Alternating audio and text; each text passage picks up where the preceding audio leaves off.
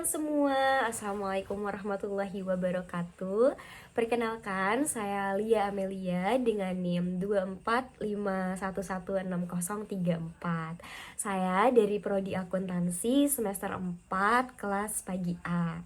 Baik teman-teman, di sini saya akan memaparkan mengenai jawaban dari ujian akhir semester di mata kuliah Akuntansi Keuangan.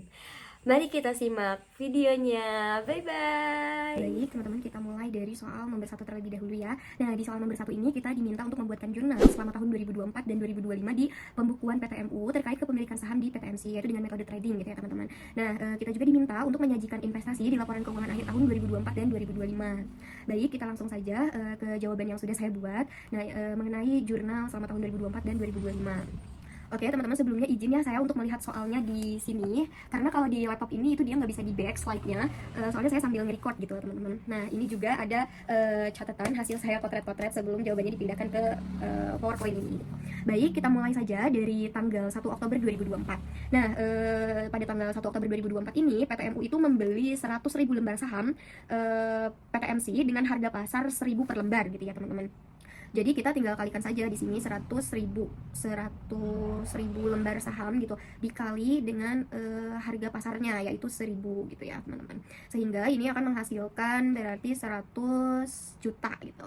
100 juta. Nah, kita tulis aja di sini. Sehingga jurnalnya itu di sebelah debitnya itu investasi saham PTMC sebesar 100 juta. Kemudian di sini juga ada biaya transaksi yang terkait langsung yaitu sebesar 5 juta. Berarti kita taruh di sebelah debit juga ya, teman-teman, untuk beban transaksinya. Kemudian kreditnya itu berupa kas yaitu sebesar 105 juta gitu berarti, teman-teman. Oke, next ke tanggal 31 Desember 2024. Nah, di tanggal 31 Desember 2024 itu kita transaksi yang dilakukan itu mencatat penyesuaian nilai gitu ya, teman-teman. Untuk penyesuaian nilai itu berarti kita lihat dulu nilai wajar pada tanggal 31 Desember 2024-nya, yaitu sebesar 1.300 ya untuk nilai wajar di tanggal 31 Desember. 1.300 ini dikalikan dengan banyaknya saham yang dibeli tadi, yaitu sebanyak 100.000 berarti ya, 100.000 di sini, sehingga jumlahnya itu sebesar 130 juta. Nah, 130 juta ya, teman-teman, di sini 130 juta. 130 juta. Nah, kemudian untuk harga atau nilai perolehan awalnya itu kita tulis aja di sini NP, nilai perolehan awal, NPA gitu ya, teman-teman. Nah, untuk NPA-nya itu sebesar 100 juta ini tadi kan. Nah, yang ini 100 juta di sini. 100 juta. Oke, sehingga selisih atau keuntungan yang belum direalisasinya itu sebesar 130 juta dikurangi 100 juta berarti 30 juta ya, teman-teman. 30 juta. Nah, seperti ini. Sehingga jurnalnya itu di sebelah debitnya itu penyesuaian perubahan nilai wajar aset keuangan sebesar 30 juta, kemudian di kreditnya itu yaitu keuntungan yang belum direalisasi, laba rugi, yaitu sebesar 30 juta juga. Oke, untuk transaksi selanjutnya yaitu di bulan Mei 2025.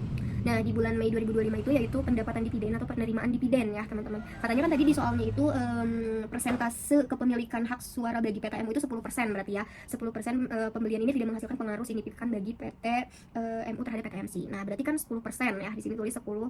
10% dikalikan dengan 200 juta, teman-teman. Nah, 200 juta ini tuh yang dibagikan atau dibayarkannya gitu ya, sebesar 200 juta. Nah, kemudian hasilnya itu sebesar 20 juta berarti ya, 20 juta gitu, teman-teman. Nah, sorry, ini 200 juta ya. Aduh, salah. 200 juta gitu. Nah, sehingga berarti jurnalnya itu adalah kas sebesar 20 juta dan pendapatan dividen sebesar 20 juta gitu, teman-teman. Oke, next ke slide selanjutnya. Nah, sekarang ke transaksi pada tanggal 1 Oktober di 2025 nih. 1 Oktober 2025 itu transaksi itu mencatat berarti PTMU ini menjual sahamnya gitu setengahnya ya, yaitu sebanyak 50.000 gitu, teman-teman. Nah, berarti di sini adalah kita catat dulu harga jualnya dulu. Untuk harga jual HG berarti ya di sini HJ, harga jual gitu ya, teman-teman. Nah, PTMU ini menjual per lembar sahamnya itu dengan harga dengan harga 1.200 ya, 1.200. Berarti di sini 50 kan yang dijual tuh 50.000 ya, 50 ribu gitu. 50.000 lembar saham dikalikan dengan harga pasarnya yaitu 1.200 gitu. Sehingga di sini mendapatkan 60 juta ya teman-teman. Di sini 60 juta ya. Oke, betul 60 juta. Nah, gini. Kemudian biaya transaksinya itu sebesar 1 juta ya untuk biaya transaksi. Berarti kita tulis aja di sini BT gitu ya, BT. Biaya transaksi sebesar 1 juta teman-teman, 1 juta. Nah, kemudian berarti harga jual bersih di sini HJB, harga jual bersih. Oke, harga jual bersihnya berarti 60 juta dikurangi 1 juta itu sebesar 59 juta ya teman-teman, sisanya 59 juta. Nah, seperti ini. Kemudian untuk nilai investasi berarti NI aja kita tulisnya. Nilai investasinya itu berarti dari 100 juta ya di sini. 100 juta karena itu setengahnya jadi 50% berarti ya. 100 juta dikali 50% teman-teman di sini. 50, maaf ini ke atas karena takut gak cukup. 50% gini aja. Nah, sehingga berarti totalnya itu sebesar 50 juta ya teman-teman. Ya, 50 juta di sini. 50 juta. Nah, gitu. Kemudian keuntungan penjualan saham, keuntungan penjualan KPS berarti. Keuntungan penjualan sahamnya itu dari 59 juta dikurangi 50 juta yaitu 9 juta berarti.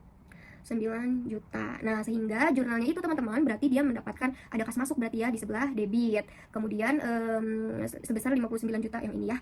Nah, 59 juta. Lalu untuk kreditnya itu ada investasi saham sebesar 50 juta yang ini. Nah, nilai investasi dan keuntungan penjualan saham itu sebesar 9 juta ya teman-teman yang ini. Oke, itu di sebelah kredit juga gitu. Selanjutnya nih yang jurnal terakhir yaitu di tanggal 31 Desember 2025 ya. Tanggal 31 Desember 2025. Nah, kan PTMU ini kan tadi sudah menjual sahamnya sebesar 50.000 lembar saham ya teman-teman. Kemudian sisanya berarti tinggal 50.000 lembar saham lagi gitu. Nah, di sini berarti kita mencatat penyesuaian nilai wajar akhir tahun gitu ya teman-teman. Ya berarti tinggal 50.000 untuk nilai wajarnya 50.000 lembar saham dikali, bentar aku hapus dulu yang ini ya biar kita enak kita ulang. Kita hapus dulu. Oke, kita tulis di sini berarti sisanya tinggal 50.000 lembar saham ya teman-teman. Di sini 50.000 lembar, di sini aja deh. Di sini 50.000 lembar saham dikali dengan harga yang awal tadi yaitu sebesar 1.000. Berarti sisanya itu tinggal 50 juta ya teman-teman. 50 juta. Di sini ini nilai wajar. Nah, 50 juta. NW kita tulis NW. Nah, kemudian ada nilai perolehan juga, berarti nilai NP di sini. Nilai perolehannya juga sebesar 50 juta ya karena sisanya kan 50 lembar. 50 juta, teman-teman. Nah, seperti ini. Kemudian ada kerugian yang belum direalisasi. Kerugian KBR realisasi yaitu 0 ya. 0 di sininya. 0, karena 50 juta dikurang 50 juta 0 gitu. Kemudian ada penyesuaian perubahan nilai wajar di sini yaitu 30 juta yang tadi itu di slide sebelumnya. 30 juta ya teman-teman, 30 juta gini. Nah, sehingga 0 dikurangi 30 juta berarti di sini 30 juta sisanya ya. Untuk 30 juta ini untuk kerugian atau keuntungan yang belum direalisasi gitu, sehingga jurnalnya itu yaitu adalah kerugian belum direalisasi sebelah debit sebesar 30 juta dan juga kreditnya itu penyesuaian perubahan nilai wajar sebesar 30 juta. Seperti itu teman-teman. Nah, baik teman-teman, kita lanjut ke penyajian di laporan keuangannya. Di sini ada pada tahun 2024 dan juga 2025. Kita bahas dulu yang di 2024 yaitu laporan posisi keuangannya per 31 Desember 2024, yaitu berupa asetnya itu aset lancar. Di sininya berarti akunnya investasi saham PT MC sebesar 130 juta. Kemudian pada laporan laba rugi komprehensifnya yaitu ada pendapatan dan beban lain-lain ya. Kemudian di sininya keuntungan belum direalisasi laba rugi yaitu sebesar 20 juta ini ya. Kemudian kita lihat dari sisi 2025-nya. Sini ada investasi saham PTMC yaitu sebesar 50 juta karena kan sudah dijual ya. Jadi tinggal setengahnya. Kemudian di laporan laba rugi komprehensifnya pada per 31 Desember gitu 2025, yaitu pendapatan beban lain-lain. Di sini ada pendapatan dividen sebesar 20 juta, kemudian keuntungan penjualan sahamnya sebesar 9 juta, dan kerugian belum direalisasinya yaitu sebesar 30 juta sebagai pengurang, dan pendapatan lain-lainnya yaitu sebesar minus sejuta gitu teman-teman. Nah, baik teman-teman, kita di sini lanjut ke soal nomor 2 ya. Nah, di nomor 2 ini kita diminta untuk menjelaskan macam-macam pendapatan dan juga untuk memberikan contoh jurnalnya. Baik, sebelum kita lebih lanjut, di sini saya akan mengulas sedikit mengenai penjelasan pendapatan. Jadi, teman-teman, pendapatan itu menurut PSAK 23 pendapatan itu merupakan uang atau manfaat ekonomi yang diperoleh si perusahaan dari kegiatan utamanya, sehingga membuat si kekayaan perusahaan itu bertambah gitu. Tetapi bertambahnya itu bukan karena si pemiliknya itu menambahkan modal gitu teman-teman. Nah, di sini ada macam-macam pendapatan, diantaranya yaitu ada pendapatan penjualan barang, pendapatan jasa, pendapatan bunga, royalti, dan juga dividen. Nah, di sini kita bahas satu persatu ya teman-teman. Untuk pendapatan penjualan barang itu tuh pendapatan yang diperoleh perusahaan dari menjual barang kepada pelanggan gitu. Kemudian kalau untuk pendapatan jasa itu tuh pendapatan yang diperoleh perusahaan karena si perusahaan tersebut itu memberikan jasa ataupun pelayanan kepada pelanggan gitu. Contohnya nih seperti salon gitu teman, kantor akuntan gitu. Nah, itu tuh kan yang diberikan kepada pelanggannya itu berupa pelayanan gitu ya teman-teman. Mereka itu menjual jasa gitu. Nah, kalau misalkan pendapatan bunga itu pendapatan yang diperoleh karena si perusahaannya itu meminjamkan uang atau menyimpan uang di bank gitu teman-teman, sehingga nantinya itu akan menghasilkan bunga gitu teman-teman. Contohnya nih seperti perusahaan memiliki deposito di bank gitu. Nah, kemudian nantinya itu si bank itu memberikan bunga gitu sebesar 500.000 gitu. Nah, yang 500.000 itu tuh disebut dengan pendapatan bunga seperti itu. Kemudian ada pun pendapatan royalti. Nah, kalau untuk pendapatan royalti itu tuh pendapatan yang diperoleh karena si perusahaan atau seseorang itu tuh memberikan izin gitu kepada pihak lain gitu untuk menggunakan hak miliknya seperti hak cipta, kemudian merek dagang ataupun paten gitu teman-teman. Nah, kalau untuk pendapatan dividen itu merupakan pendapatan yang diperoleh karena si perusahaannya itu memiliki saham gitu di perusahaan lain dan menerima pembagian laba gitu. Contohnya nih si PTA membeli saham PTB, kemudian si PTB ini itu memperoleh laba gitu dan membagikan sebagian labanya itu kepada para pemegang saham gitu. Nah, uang yang diterima oleh si PTA itu merupakan pendapatan dividen seperti itu, teman-teman. Nah, teman-teman di sini ada contoh jurnalnya dari pendapatan penjualan barang, kemudian pendapatan jasa, pendapatan bunga, dan juga pendapatan royalti. Untuk pendapatan dividen itu ada di slide selanjutnya, nanti saya jelaskan juga ya. Nah, di sini dari mulai pendapatan penjualan barang dulu nih contohnya. Kan ada sebuah toko nih menjual barang dagangan secara tunai seharga 5 juta misalkan. Berarti jurnalnya itu di sebelah debit itu adalah kas, karena kan perusahaan itu menerima kas gitu dari hasil si penjualan barang tersebut. Yaitu sebelah debit kas sebesar 5 juta dan kreditnya itu pendapatan lainnya atau pendapatan penjualan barang dagang gitu ya teman-teman, yaitu sebesar 5 juta gitu. Kemudian ini ada contoh jurnal dari pendapatan jasa. Nah, misalkan sebuah salon memberikan jasa potong rambut dan langsung menerima pembayaran tunai sebesar 800.000. Berarti jurnalnya itu adalah kas juga ya di debitnya, karena kan menerima uang gitu dari hasil pelayanan tersebut gitu, itu sebesar 800.000. Kemudian pendapatan jasanya juga sebesar 800.000 seperti itu. Kemudian di sini ada pendapatan bunga. PT Maju memiliki deposito di bank sebesar 100 juta pada akhir bulan gitu ya. Nah, bank ini memberikan bunga sebesar 1 juta. Berarti kan jurnalnya itu, kasnya itu kan berarti bertambah ya di sebelah debit sebesar 1 juta. Kemudian pendapatan bunganya itu juga bertambah gitu sebesar 1 juta di kredit gitu teman-teman. Nah, untuk pendapatan royalti contohnya itu misalkan PT Kreatif memiliki hak cipta atas sebuah buku. Nah, perusahaan penerbit itu menjual buku tersebut dan membayar royalti sebesar 3 juta kepada PT Kreatif. Berarti si PT Kreatif ini itu menerima kas masuk gitu ya teman-teman sebesar 3 juta dan pendapatan royalti sebesar 3 juta juga begitu. Nah, di sini ada juga pendapatan dividen teman-teman. Contoh jurnal dari pendapatan dividen, misalkan PT Maju memiliki saham di PT Sejahtera. Pada akhir tahun PT Sejahtera ini tuh membagikan dividennya masing-masing itu sebesar 4 juta kepada PT Maju gitu ya. Nah, berarti jurnalnya si PT Maju ini kan menerima kas ya, berarti di debitnya itu kas sebesar 4 juta, kemudian pendapatan dividennya juga 4 juta gitu. Oke, baik teman-teman, kita lanjut ke nomor 3. Jadi di nomor 3 ini itu kita diminta untuk menjelaskan untuk menentukan jenis sewa pada kontrak tersebut gitu ya. Kemudian jelaskan alasannya apa, dan juga diminta untuk membuatkan jurnal yang dibutuhkan mulai dari awal masa hingga ke pembayaran kedua gitu. Entah itu dari sisi PT Lisa dan juga PT Lesi seperti itu. Oke, next. Nah, untuk menentukan jenis sewa, jadi jenis sewa pada soal tersebut itu merupakan sewa pembiayaan teman-teman atau kapitalis. Kenapa? Karena yang pertama, masa sewanya itu kan selama 5 tahun, dari umur ekonomis 8 tahun. Berarti 5 dibagi 8 itu sama dengan 62,5%. Sehingga sebagian besar manfaat ekonomi asetnya itu telah berpindah kepada leasing gitu. Kemudian alasan yang kedua, itu terdapat nilai residu yang dijamin oleh leasing. Itu alasannya. Oke, lanjut di sini ada tabel amortisasinya, teman-teman. Kan masa manfaatnya itu 5 tahun, berarti dari 2026, 27, 28, 29 kan. Ya, 5 tahun 2005, 26, 27, 28, 29 gitu. Nah, untuk piutang sewanya itu di tanggal 1 bulan 1 2005 itu kan sebesar 300 juta ya, kemudian sehingga sampai sini menyusut gitu. Kemudian ini itu merupakan pembayaran sewa yang dibayar setiap tahunnya gitu, itu sebesar segini. Kemudian pendapatan bunga dari 10%, jadi dari 244,732,794,19 dikali 10% itu hasilnya segini teman-teman. Kemudian dari pembayaran sewa ini dikurangi pendapatan bunga ini, sehingga menghasilkan pengurangan pokok piutang, itu sebesar 30.793, sekian gitu. Nah, kemudian piutang sewanya juga berkurang karena dari 244 ini dikurangi dengan pengurangan pokok piutang ini, sehingga hasilnya segini dan seterusnya hingga sampai 0 di sini. Oke, baik teman-teman, kita lanjut ke jurnalnya ya, yaitu membuat viral dari awal masa sewa hingga ke pembayaran kedua ya, teman-teman. Kita mulai dari sisi PT Lisa sebagai leasing. Nah, pada 1 Januari 2025 ini kan PT Lisa ini menandatangani kontrak sewa sebuah mesin selama 5 tahun kan dengan PT Lesi ya, teman-teman.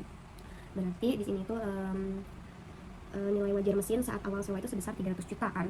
Nah, di sini aset sewa pembiayaan berarti jurnalnya sebesar 300 juta dan juga liabilitas sewa pembiayaan sebesar 300 juta. Nah, kemudian di tanggal 2 Januari pembayaran sewa gitu ya, pembayaran sewa yang dilakukan itu pembayaran sewa pertama gitu. Jadi setiap tahunnya sama pembayaran sewanya itu sebesar 55.267, sekian gitu teman-teman. Sehingga pada dilakukanlah pembayaran sewa pertama, berarti dia liabilitas sewa pembiayaannya di sebelah debit, kemudian kasnya kan keluar, jadi berkurang di sebelah kredit sebesar 55 juta sekian juga. Kemudian pada saat 1 Desember itu terjadi penyusutan aset hak guna gitu ya teman-teman. Di sini kan tadi nilai wajar awal mesinnya itu 300 juta ya teman-teman, 300 juta ini kemudian dikurangi dengan nilai residu teman-teman, yaitu sebesar 112 ya, 112 juta gini ya teman-teman, 112 juta, sehingga itu hasilnya sebesar 188 juta.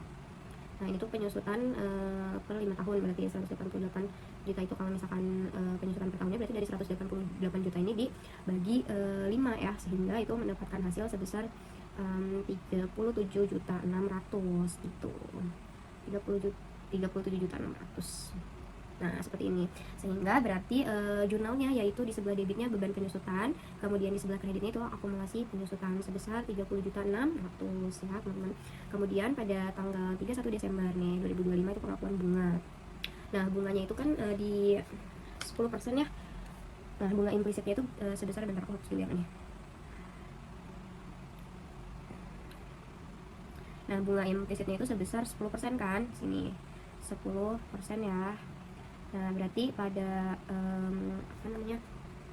pada piutang sewa yang di tanggal 2 Januari 2025 itu dikali dengan itu kan sebesar 244.732, sekian gitu ya teman-teman. Aduh, sayang banget ini nggak bisa dilihat tabel amortisasinya, jadi nggak bisa di back gitu loh slide-nya, jadi aku lihat di buku aja. Dikali dengan 10%, sehingga mendapatkan hasilnya itu di pendapatan bunganya itu sebesar 24.473, sekian.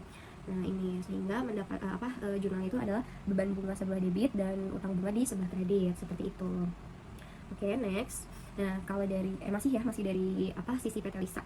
Nah, untuk tanggal 2 Desember 2026 nih teman-teman, yaitu pengurangan pokok piutang ya, berarti dari 55 juta kan, 55 juta yang pembayaran sewanya itu 55 juta dikurangi dengan 30 juta ini, sehingga hasilnya mendapatkan ini gitu teman-teman. Nah, pokoknya gitu perhitungannya, sehingga jurnal itu yaitu sebelah debitnya liabilitas sewa dan sebesar 30.793, sekian. Kemudian di sebelah debitnya juga masih sebelah debit, yaitu utang bunga sebesar 24.473, sekian, sehingga kasnya itu keluar sebesar 55.267, sekian gitu. Nah, ini adalah pembayaran sewa kedua ya teman-teman. Oke, kita lanjut dari sisi PT Lesi sebagai lessor. Nah, pada 1 Januari 2025 berarti kan si tadi ya PT Lisa ini menandatangani sewa, berarti piutang sewa pembiayaan dari PT kredi berarti bertambah, yaitu sebelah debit sebesar 300 juta ya teman-teman. Kemudian aset sewa pembiayaannya sebesar 300 juta juga. Ini pencatatan awal sewa PT Lesi gitu. Nah, kemudian untuk di 2 Januari 2025 kasnya bertambah karena kan si PT Lisa ini membayar ya pembayaran awal. Kemudian piutang sewa pembiayaannya berkurang sebesar 55 juta 267, sekian gitu teman-teman. Nah, ini kan penerimaan pembayaran awal sewa. Oke, next di slide selanjutnya itu pada tanggal 31 Desember 2025. Ini itu piutang bunganya bertambah sebesar 2447, sekian, sama pendapatan sewa pembiayaannya bertambah juga sebesar 2447 sekian gitu ya teman-teman. Nah, pada tanggal 2 Januari 2026 berarti kasnya ini karena kan pembayaran kedua ya, berarti kasnya ini bertambah sebesar 55 juta 267 sekian. Kemudian di kreditnya berarti piutang sewa pembiayaannya berkurang sebesar 30 juta 793, sekian, dan piutang bunganya juga berkurang sebesar 24 juta 473, sekian gitu lah teman-teman ya. Nah, next ke soal nomor 4 nih, soal terakhir ya Allah, alhamdulillah. Nah, ini soal nomor 4, kita tuh diminta untuk membuat jurnal balik ya. Bentar saya lihat dulu soalnya di sini. Nah, ini. Oke, langsung aja ke jawabannya. Nah, pada tanggal 7 Januari itu kan perusahaan kan membeli perlengkapan kantor ya senilai 220 juta teman-teman secara kredit. Ternyata si transaksi tersebut itu dibukukan ke perkiraan kas, yang berarti itu pembelian tunai. Berarti di tanggal 7 Januari itu kan dia salah pencatatan ya. Jadi perlengkapan kantor itu sebesar 220 juta dan kasnya itu berkurang, berarti di sini sebesar 220 juta gitu. Kemudian ini adalah pencatatan yang salah. Nah, kemudian di 11 Januari ini itu baru ketahuan lah pencatatan yang salah tersebut itu, sehingga dibuatkanlah jurnal koreksi. Sehingga jadi kasnya itu kasnya balik sebesar 220 juta, kemudian ditambahkan utang usaha di sebelah kredit sebesar 220 juta. Nah, ini adalah pencatatan jurnal koreksi yang sudah betul gitu. Lanjut ke tanggal 4 Januari ya teman-teman. Di tanggal 4 Januari itu pihak perusahaan membayar beban iklan senilai 172.000. Ternyata saat diposting beban iklannya itu dicatat sebesar 135.000 gitu teman-teman. Itu kan dia melakukan salah pencatatan ya. Di sini berarti beban iklan sebelah debitnya itu 135.000 dan dia mengeluarkan kas juga sebesar 135.000. Nah, pada tanggal 6 Januari kesalahan tersebut itu tuh diketahui gitu, sehingga dibuatlah lagi jurnal koreksi, yaitu beban iklan sebesar 37.000 ya, 37.000, karena dari tadi kan harusnya 172.000 ya teman-teman, ini teh 172.000 gitu, 172.000. Nah, 172.000 ini dikurangi 135.000, berarti dikurangi nih, berarti hasil sisanya tinggal 37.000 kan. Nah, kemudian ditambahkanlah pada tanggal 6 ini dikoreksi gitu ya, kurangnya gitu. Nah, kurangnya ini dimasukkan pada tanggal 6 ini gitu, 6 Januari. Sehingga beban iklannya itu bertambah sebesar 37.000 dan kasnya juga bertambah sebesar 37.000. Nah, ini adalah jurnal yang sudah betul gitu, sudah dikoreksi gitu teman-teman. Oke, pembahasannya sudah selesai. Oke teman-teman, baik, itu adalah sedikit penjelasan dari jawaban saya terkait dengan ujian akhir semester di mata kuliah akuntansi keuangan. Semoga videonya bisa dapat dipahami dan dimengerti, dan bisa bermanfaat juga untuk semuanya. Terima kasih. Wassalamualaikum warahmatullahi wabarakatuh.